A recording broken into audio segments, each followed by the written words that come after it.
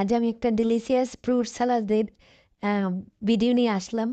এতে কি কি ফ্রুটস দিলাম দেখুন আপনারা। আমি 6 ধরনের ফ্রুটস দিয়েছি। এগুলো আমি আগে ছোট ছোট করে কেটে নিয়েছি। প্রথমে দিয়েছি আমি আম, এরপর আপেল কুচি, শসা, বেদানা, আপনাদের অন্য ফ্রুটস থাকলেও দিতে পারেন, আনারস, মালটা। এই 6 ধরনের ফ্রুটস দিয়ে আমি এটা তৈরি করব। আর মশলা দিচ্ছি বিট লবণ, একটু কাশ্মীরি লঙ্কার গুঁড়ো, কাঁচা লঙ্কা আর গোলমরিচ। কাশ্মীরি লঙ্কার গুঁড়ো না থাকলে এমনিতে মরিচের গুঁড়ো আপনারা দিয়ে দিতে পারেন। এরপর আমি এটা ভালো করে মেখে নেব। মেখে এই সালাদটা আপনারা বেশিও খেতে পারেন। এটা খুবই খেতেও মজা এবং তৈরি করতে অত বেশি সময় লাগে না। দেখুন তৈরি হয়ে গেল ফ্রুট সালাদ।